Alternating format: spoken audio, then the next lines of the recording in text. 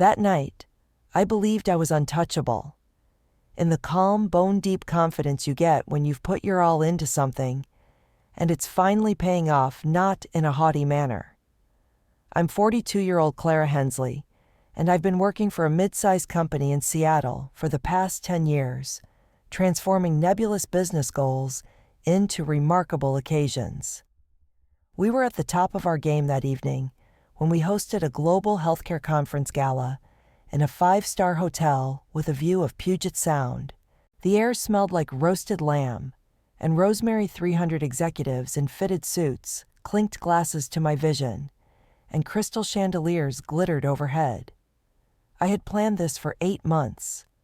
I was responsible for every lighting cue, keynote transition, and table arrangement. I was riding high. My navy dress fit my body well, and my grin was real yet polished. The client, a large medical technology company called Vantage Health, described it as transformative. I believed I was secure. I then noticed the email. The time was 9:17 p.m. The ballroom was filled with jazz notes and laughter as the dinner got underway. I had entered the hotel's staff room with my assistant Mira to see how things were going, the Golden Boy marketing director of the company, and my new employer, Derek Walsh, had left his laptop open on the table. He had hurried out to take a call, which was his go-to justification for avoiding the manual labor. Sincerely, I was merely putting his laptop aside to lay out my clipboard, not prying into his affairs. However, the screen sprang to life and revealed an email that Derek had sent to our CEO 10 minutes prior, time-stamped 10 minutes ago. The phrase, "Let Clara finish the Vantage Gala," stuck in my mind like a brand, even if the subject line was blank. It's her farewell song. After that, we'll phase her out and reorganize the squad. She excels at execution rather than vision. My throat tightened with each breath. The clipboard clattered onto the table after slipping out of my grasp. Mira's brow furrowed as she looked up. "Clara, are you all right?" she inquired, but her voice seemed far away, like it were emanating from beneath the surface. I read the words again while staring at the screen, hoping they might change to something kinder. They didn't. Swan song. Phase her out. I was merely disposable after 10 years of establishing this company's image and earning them millions. A piece of equipment to be used till the task was finished and then thrown away like a napkin after supper. I feigned a smile that I had mastered over years of putting up with insults from businesses. I lied and pushed the laptop back into position, saying, "I'm fine." Even though my hands were shaking, I covered them with my back. Mira nodded and returned to her checklist, but she didn't buy it. She never did. The warmth of the gala hit me like a wall as I left the room. The string quartet that I had personally screened continued to play. The clients were still smiling, and Vantage's CEO was shaking hands with our VP. Everything appeared flawless. It all felt wrong. I straightened up at my table and left my wine glass alone. After a minute, Derek came back with that practiced smile on his face, and his tie loosened a bit. He said loud enough for the clients to hear, "Clara, you're killing it." I caught a glimpse of his eyes flicking to me, a twitch, a tightening at the corners of his mouth. He was aware that I had seen the email. I sensed it from the way he avoided looking at me and the way his fingers tapped his phone as if he was waiting for me to snap, even though he didn't say it. I didn't. Rather, I steadied my voice and lifted my glass. I met his eyes and said, "To partnerships." Unaware, the clients cheered. Derek's smile did not extend to his eyes as he clinked his glass against mine. I decided to start the game. As perfect as ever, the gala continued. I nodded, congratulated the CEO of Vantage, and acted out the scene while he pulled me aside to rave about the seamless execution. However, something had changed within. The music was still humming, and the lights were still glowing, but I had changed. I had changed from the Clara who had entered this room tonight. I was the Clara who had recently discovered that they didn't think highly of me. They didn't. I could feel the weight of it, as I stood by the floor-to-ceiling windows, looking out at the dark, limitless expanse of Puget Sound below. The clarity, not just the betrayal. They believed they could use me, throw me away, and go on. They assumed I would leave quietly. My mom got me a little leather bookmark with the words "Keep Going" engraved on it when I graduated from college, and my fingertips touched it in my pocket. It has been a silent reminder of who I was for years. It felt heavier tonight, as if it were asking me to choose between letting them erase me and changing the story myself. Even though the glow from the gala was still visible in my rearview mirror when I drove home that evening, the words in the email were more vivid. Swan song. Phase her out. Each syllable was a new cut as they repeated in my mind. But being ignored wasn't new to me. You become used to the sting when you work somewhere where you're the engine, but never the face. You believe you do anyway. I allowed myself to remember while I sat in my apartment and watched the icy Seattle skyline blink through my window. I was reminded that this wasn't the first time I'd been ignored by the memories which arrived like unexpected visitors, and were sharper than the last. I had accomplished the impossibly difficult 3 years prior. Our business was vying for a $2 million contract with a consortium of universities to conduct a national education summit. I was hungry, stubborn, and 39. Keynote speakers, breakout sessions, and even a virtual platform for those who could not attend in person took weeks to plan. In order to see the customer in person, I paid for my own flight to Chicago and practiced my pitch in a hotel mirror at 3 a.m. It was adored by the consortium. They sent a praising email after signing the contract saying, "Clara, your vision is unmatched." Expecting at least a nod from the superiors, I returned to the office. Rather, Greg, my then supervisor, was promoted to director. Greg was on vacation in Cabo at the time of the pitch. Greg was unable to identify any of the summit speakers. He took credit during the team meeting, but I ignored it, grinned, and continued working. It hurt more the second time. I had created a medical conference from the ground up for a biotech company 2 years prior. 500 people, 3 days, 12 sponsors, and a drum-thin budget made it an absolute beast. I saved $50,000 by redesigning the floor plan, negotiating vendor discounts, and even persuading a Nobel laureate to give a free keynote address. The client described it as a masterclass in logistics, and I was given the opportunity to take on my first true leadership job as a senior manager.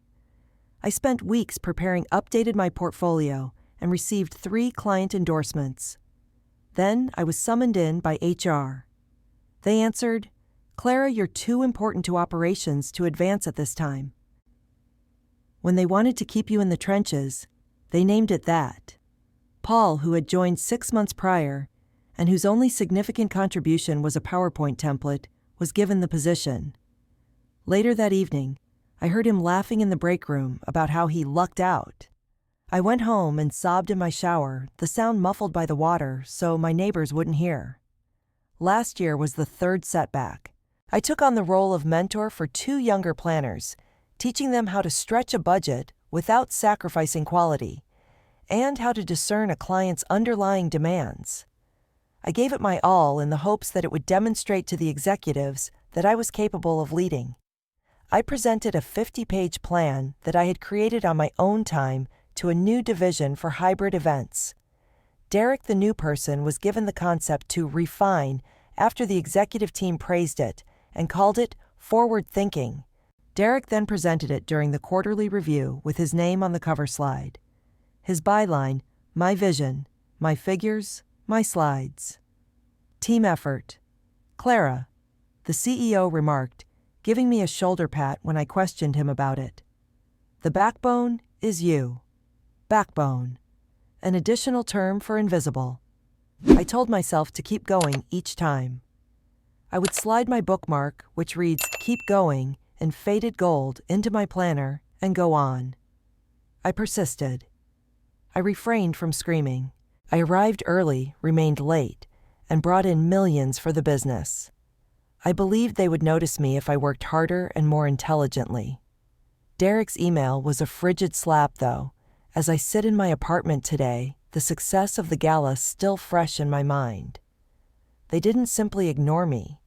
They intended to destroy me. My nails dug into my palms as my hands balled into fists. I felt angry in addition to being hurt. Not just yet, not the noisy type. It was the silent variety, the kind that waits for a spark while simmering and honing. I was pulled back as my phone buzzed. Mom was there. I nearly didn't respond because I didn't want her to hear my voice crack. However, I forced a smile that she couldn't see as I picked up. "Hi, Ma."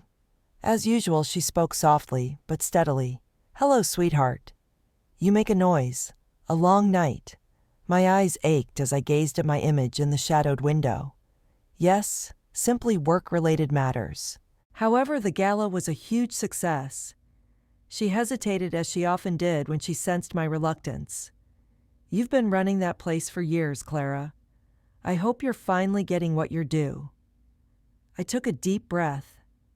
I said, "They're not," before I could stop myself from revealing the truth. "They won't ever." She didn't lecture or press, simply stated, "Baby, you are more valuable than their titles." Even though she couldn't see me, I nodded and hung up before my voice trembled. "You always have been." I looked at the bookmark on my coffee table and put the phone down. Continue. For the first time, I questioned whether going meant staying, or something more courageous. My heart felt like it had been run over when I woke up the following morning, along with a headache. Derek's email was still weighing heavily on my chest. I couldn't stop hearing the words "Swan song" and "phase her out." I dragged myself to the kitchen, brewed coffee that would have roused the dead, and then I stood by my window and gazed at the dreary drizzle from Seattle. I felt stuck, even though the city was moving joggers, avoiding puddles in the park boats, sailing across Puget Sound. They were prepared to discard me like yesterday's coffee grounds, after I had poured my heart and soul into that enterprise for 10 years. I wanted to phone Derek and yell, but what good would that accomplish? They had already decided. What was mine? I wondered. My mug was still in my hand when my phone rang. Tamara Klein, a former client who had evolved into a mentor over the years, sent the email. She oversaw a rival events company across town that was smaller but tenacious and renowned for working wonders on a shoestring. She and I had collaborated on a medical symposium 2 years prior, and she had always been honest with me, no business jargon, just straightforward conversation. Coffee was written in the subject line. "I need your intellect." With my thumb hovering over the screen, I paused. A part of me wanted to hide and crawl back into bed. However, Tamara was not the kind to waste words, and her timing seemed to be a lifesaver. "Name the place," I texted back. An hour later, I was seated across from her at a little Capitol Hill cafe, the kind where the baristas knew your order by heart, and the mugs were mismatched. With her blazer sleeves pushed up as if she were about to start a brawl, Tamara, 45, had sharper eyes and cheekbones. She avoided making small talk. She stirred her latte and remarked, "Clara, you look like your dog was just run over." "What's happening?" It sounded more like a choke than a laugh. Avoiding her eyes, I answered, "Just work. As usual." Her voice was forceful but low as she leaned forward. "Don't insult me. I've looked at your work. Last night's Vantage Gala, perfect. At a mixer this morning, I overheard their CEO talking about it. Even if it wasn't stated by your company, your name was all over it. Why, therefore, do you appear to be carrying the weight of the entire world?" I wasn't prepared for how hard her remarks struck, the steam rolling up like a ghost. I gazed at my coffee. I briefly considered dismissing it and maintaining my composed Clara persona. However, something about Tamara's unwavering direct eyes broke me. I murmured, scarcely raising my voice above a whisper, "They're planning to fire me." Following the gala, I came across an email. They referred to it as my "Swan song." Tamara's jaw tensed, but she didn't flinch. With a gentle clink, she put her mug down. "I'll venture a guess. Derek Walsh. I blinked. How did you find out? She gave a snort. Last year he made me an offer. No substance, just flash. From a distance I could smell ego. However, the work he displayed. Did you not have that? The accuracy and the structure are not his. It's you. My throat constricted. Unable to say, I nodded. It felt like a bandage being torn off to hear Tamara call it out so bluntly after years of seeing my thoughts repackaged under someone else's name. I felt a sense of relief. I was a little scared. It doesn't matter, I answered in a resentful tone. They fail to notice it. They won't. Leaning back, Tamara examined me as if she were assessing a riddle. Can I ask you a serious question, Clara? I gave a shrug. Yes. What keeps you there? Her query struck like a blow. You're superior to their leftovers. You're creating, not just carrying out. I've seen your vendor contracts and run of shows. They do surgery. You could operate your own store, and it would be far superior to theirs. Why, therefore, do you continue to allow them to undervalue you? My fingers clenched around my mug as I froze. I had considered going out alone before, but it always seemed like a pipe dream, reserved for younger, more courageous individuals, with safety nets and trust funds. I had a mother who needed me to be stable. I was 42, unmarried, and had a mortgage. However, something I had long suppressed was reawakened by Tamara's words, a soft voice that muttered, What if I didn't require their consent? What if I could construct something that belonged to me? I'm not sure if I can, I said in a low voice. It takes a lot to start over. She grinned with knowledge rather than pity. Yes, it is. However, you're not beginning from scratch. You have the reputation, the clients, and the expertise. Hell, I would kill to have you on my team. She halted, her gaze meeting mine. And if you ever make the decision to jump, I would support you. Not just with words, but with cash contacts or whatever else you require. Clara, you're not only good. In this game, you are the greatest I've seen. Like a door flinging open, her words hung between us, dazzling and weighty. Doubt gnawed at my want to believe her. What if I didn't succeed? What if I didn't have the company's logo to support me? Then I remembered Derek's email, all the times I'd been ignored, and my coffee table bookmark, keep going. Perhaps remaining safe was no longer the main concern. Perhaps it was to show myself what I was capable of. With Tamara's card in my pocket and a question pounding in my gut, I walked out of the cafe wondering what if I could. It wasn't even close to a plan yet. However, it was a little delicate seed sown amid the ruins of the treachery last night, and I could feel it beginning to take hold as I made my way back to my car, the rain seeping through my coat. Tamara's comments stuck in my head like a catchy tune. How about if I could? They talked through the Seattle rain, stayed in my coffee mug, and followed me home. I was sitting at my kitchen table the following evening with my laptop open, and the bookmark, keep going, leaning on a candle like a small sentry. I wasn't yet prepared to give up. It felt too much like giving Derek the victory to walk away. However, I was no longer able to ignore what Tamara had planted. I wasn't going down without a strategy if they were going to phase me out. I had established their dominion. It was time for me to construct my now. I began modestly and sensibly. No extravagant displays, no letter of resignation fueled by anger. Just do some research. I delved into the specifics of launching a business late at night, when the city was quiet and my inbox was empty. It was a lifeline to me, even though I read dull material about LLCs, tax IDs, and business permits.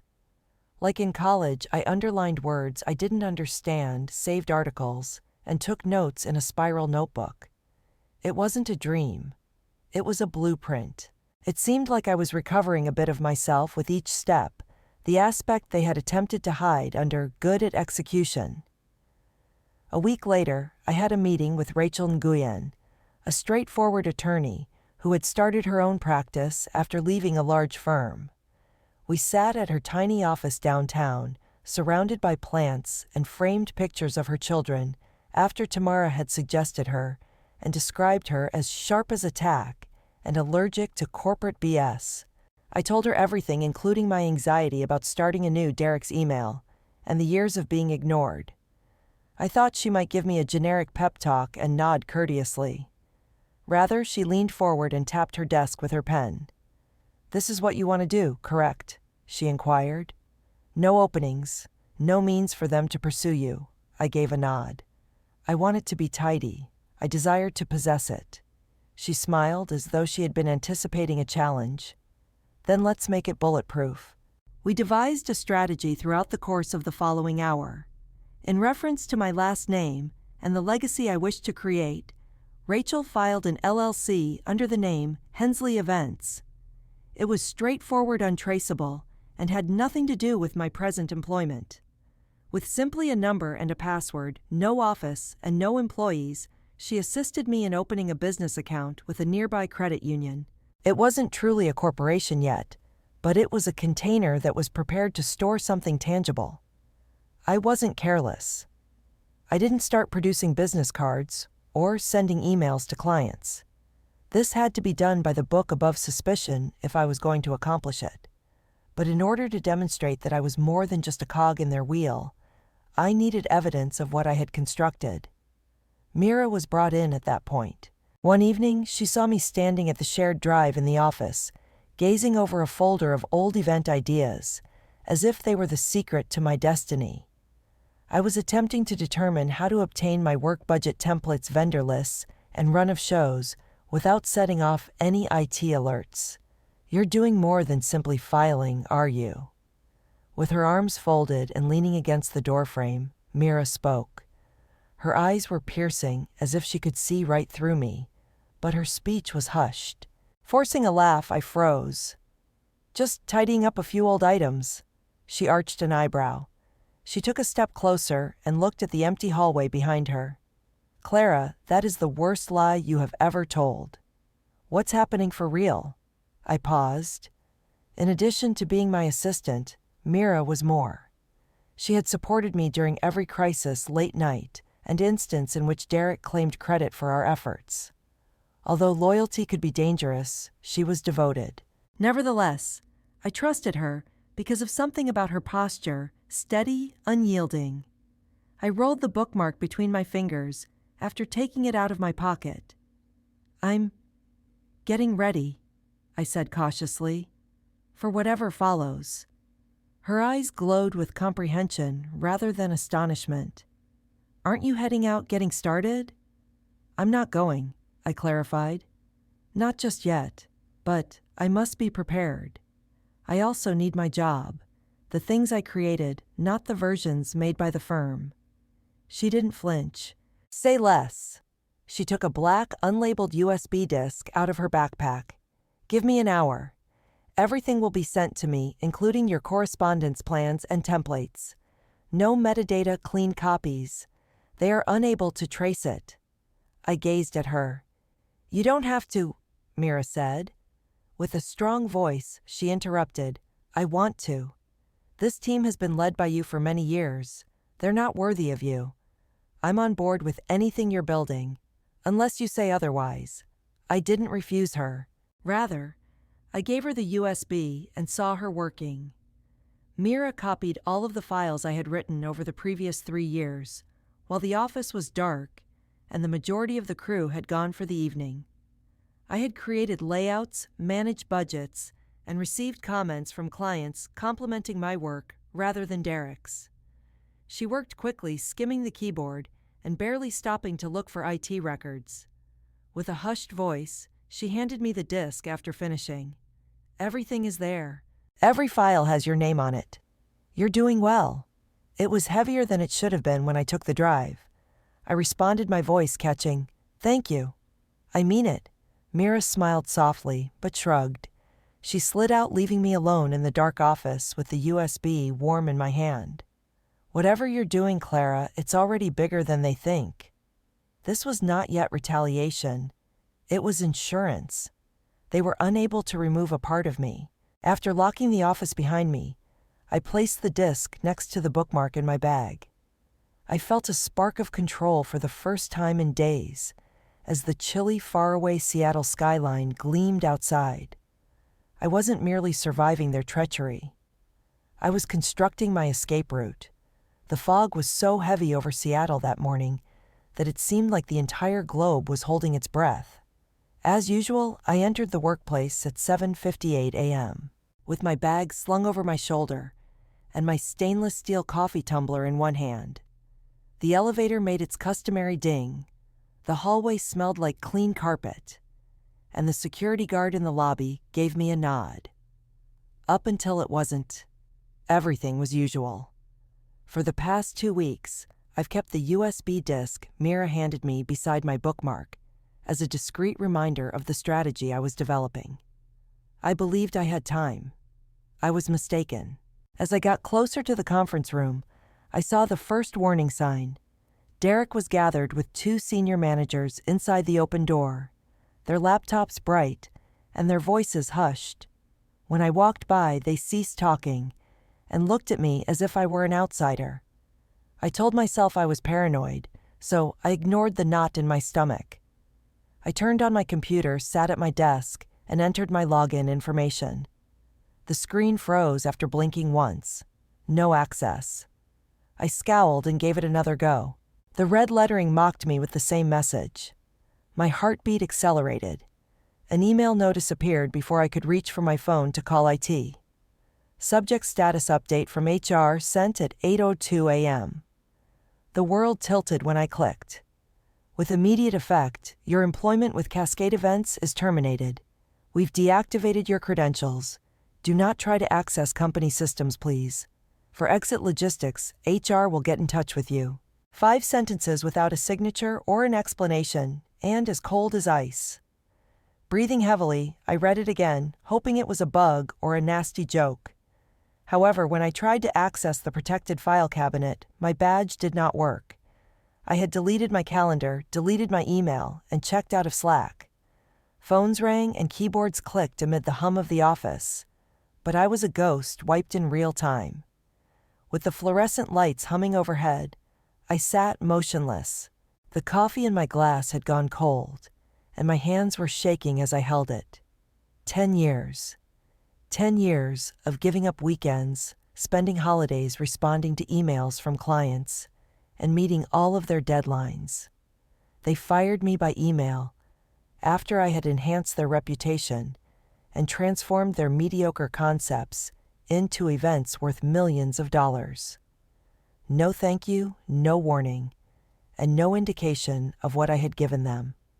The entire organization was now the victim of the deception, not just Derek. I was startled out of my reverie as my phone chimed. Mira was the one sending the text from her own number. "You were locked out. I only recently learned. Clara, I'm done here. I'm going. I refuse to watch as they obliterate you." This time, it was from Lena, a junior planner I had coached. "Derek was given all of your projects back by HR. The files no longer even contain your name." The air became too thick to breathe, and my chest constricted. They weren't merely dismissing me. They were erasing my achievements and changing the course of history. With unsteady legs, I got up and went to the break room to splash my face with water. Fake sympathy covered Derek's face as he walked by me in the corridor. His voice was brimming with practice as he replied, "I hope everything works out, Clara." It was a performance rather than a farewell. I remained silent and continued to walk while clenching my jaw so tightly that it hurt. I returned to my desk and discovered a strange object on my chair, a plain manila envelope without a label. I looked around, but nobody was looking. A black USB disk and a sticky note with the words, "Everything you built," written in Mira's handwriting, were inside. Don't allow them to accept it. My throat tightened. I put the bookmark deeper into my pocket and placed the drive into my backpack next to the first one she had given me. Mira had preserved not only my work, but also a part of my spirit. With my hands working automatically, I collected my belongings. One pitiful cardboard box might hold the potted plant I'd brought back to life, the stack of event journals I'd gathered, and the framed picture of me and Mom at my college graduation. The office seemed smaller as I left, with the glass walls enclosing me. Derek was already taking over the spotlight I had created, while he was in a meeting joking with the vice president. I was not stopped. No one bid farewell. I was left alone with my box, my bag, and the burden of what had just transpired when the elevator doors closed. The fog was clearing outside, but when I stepped onto the sidewalk, the abrasive air slapped my cheeks. I haven't cried yet. I was too fresh, too shocked, and too furious. Once more my phone buzzed. Mom. I allowed it to ring because I wasn't prepared to hear her voice, or acknowledge how insignificant I felt. I was stuck, a woman with a box, and nowhere to go while the city moved around me, vehicles honking, people hurrying. However, the bookmark's leather felt chilly against my skin as my fingers touched the USB devices in my purse. Not everything had been stolen. My connections, my work, and my mind were all still there. They had underestimated me, which is why they had fired me. I sensed a change as I made my way to my car, the fog lifting to make Puget Sound visible in the distance. Not yet, not with hope. However, disobedience. This, they believed, was the end. They were going to find out how mistaken they were. By the time I arrived home, the fog had dissipated, but the memories of that morning still weighed me down like a wet garment. With the framed picture of Mom and me looking back at me like a silent indictment, I placed my cardboard box on the kitchen counter. There were no urgent emails or Slack pings, only the sound of the refrigerator and the distant siren outside, and my flat was too quiet. With the bookmark and USB drives in my lap, I collapsed onto the couch and allowed the quiet to envelop me. In 5 sentences, Cascade events had wiped me out, but I wasn't finished. By no means. They believed they had everything, but I still had one last move, the sort that lands with the weight of truth without shouting or pleading. The illumination from my laptop's screen was stark against the dark room as I opened it. I had spent 8 months refining the Vantage Health Gala contract, which was staring back at me. Vendor agreements, stage schematics, and budget breakdowns were all my own creations, meticulously crafted from the ground up. Just 2 weeks prior, Vantage's CEO had referred to it as the gold standard and was prepared to sign. Cascade believed they owned it, but they had overlooked the fact that I was more than simply the executioner. The architect was myself. Additionally, architects can construct without a permit. I opened a fresh document and began typing. It's for Hensley Events, not Cascade. I made a copy of the gala contract, removed all traces of Cascade's branding, and substituted my LLC's logo, a straightforward, uncluttered design that Rachel had assisted me in creating, in its place. I entered my name, Clara Hensley, Chief Executive Officer, Hensley Events, in the signature field. It was unreal to see it there in black and white, like putting on an unfitting coat. However, it did. Cascade never offered me a title that fit me as well as this one. My heart was racing as I leaned back and saved the file as Vantage Hensley Final.pdf.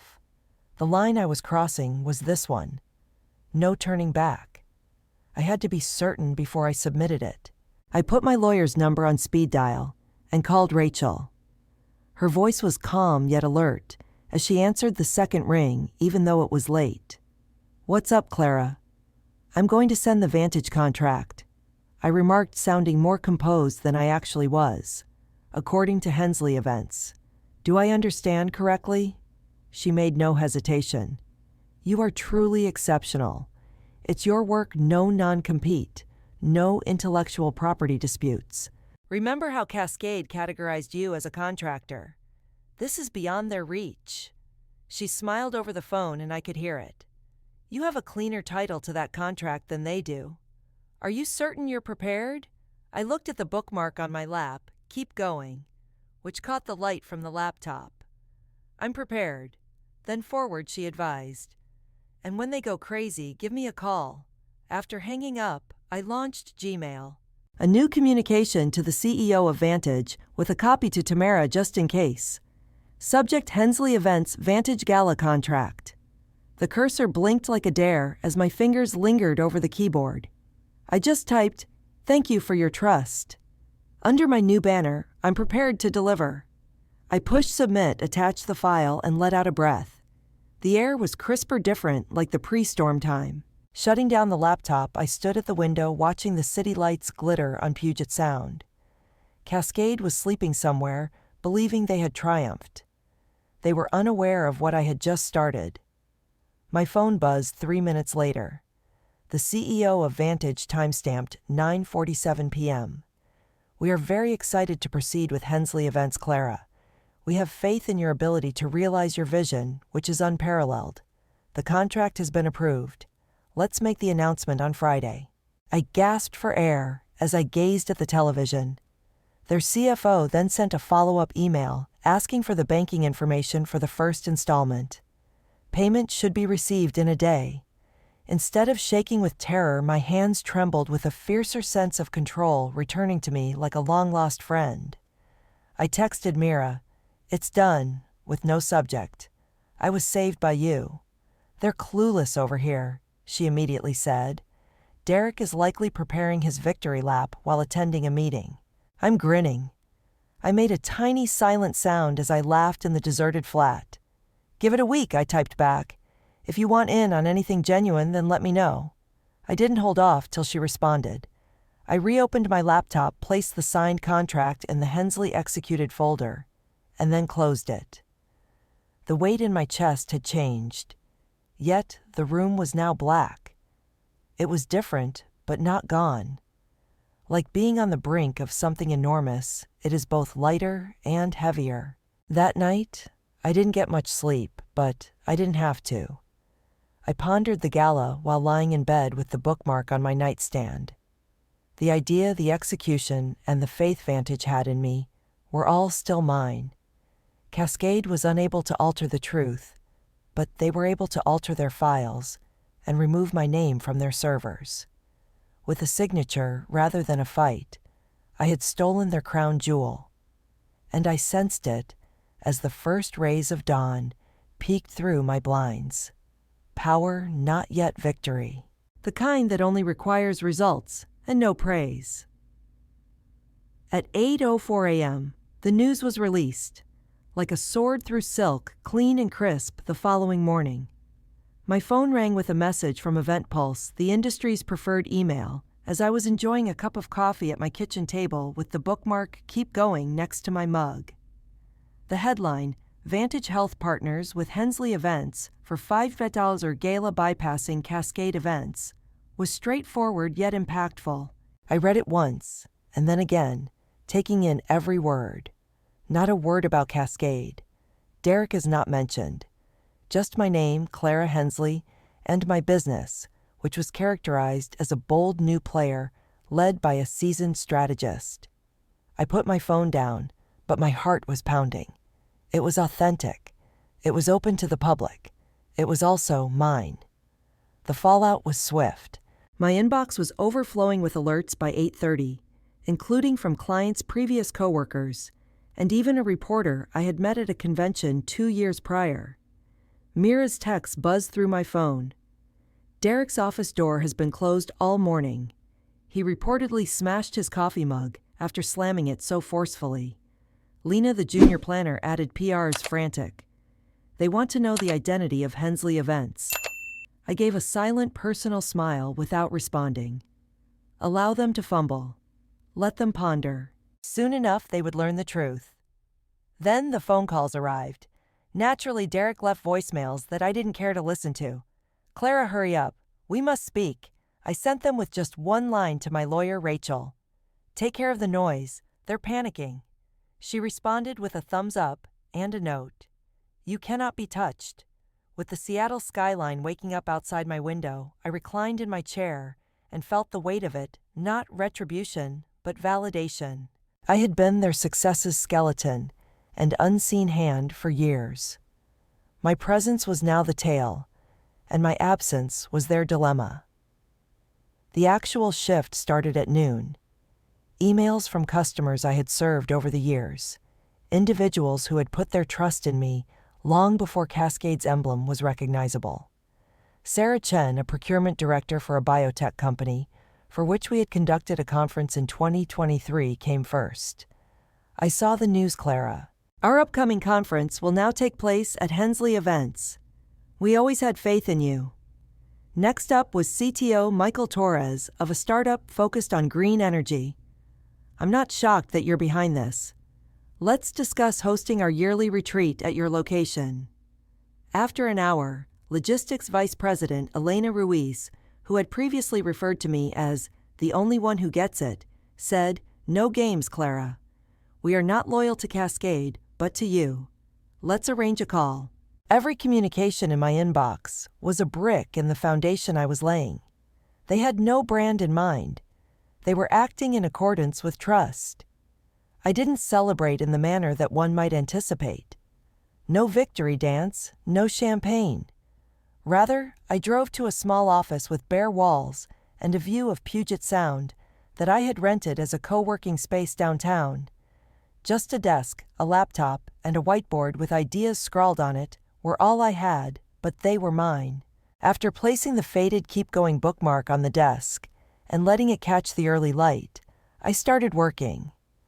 I wrote a succinct and straightforward LinkedIn post.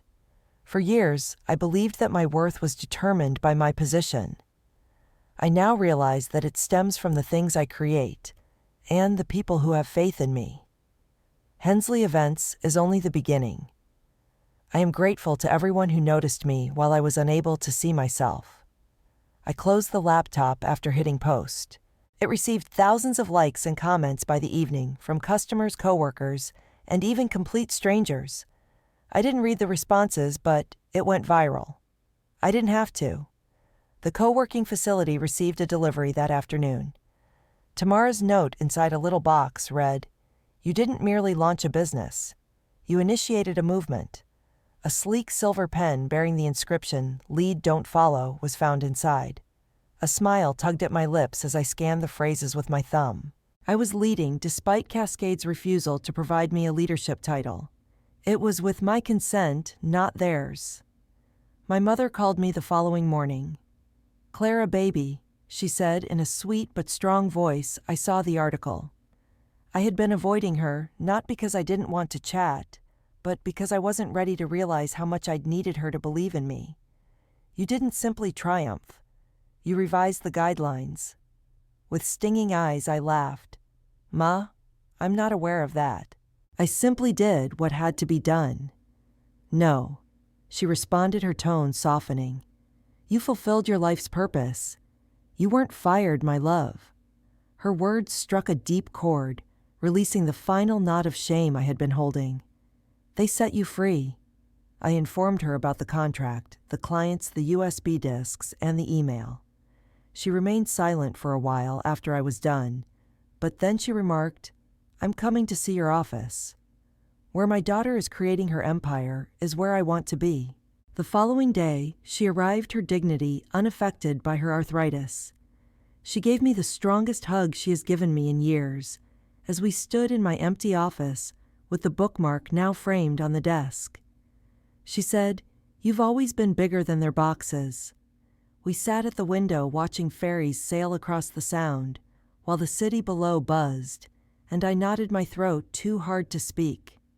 A week later, Mira became my partner at Hensley Events, not my helper. With glowing eyes, she declared, "I'm done with their games. Let's construct something truthful." We did. Event Pulse conducted a follow-up. Hensley Events was valued at triple Cascade's market share after 3 more clients had transferred their contracts to us by the end of the month. After an internal audit, Derek discreetly resigned and was gone. There were whispers of budget inconsistencies, but I didn't care. To rise, I didn't need their collapse. One evening, as the skyline glowed gold, I stood in my office and examined the bookmark. I had survived 10 years of sleights of firing and a foray into the unknown thanks to it. It was a pledge I had made to myself, not merely a present from Mom. Continue. Yes, I had. And I knew this wasn't the end, as I switched off the light, leaving the door wide for whatever happened next. It was the start of something I had always been: a leader, a builder, and a woman who knew her value without their praise.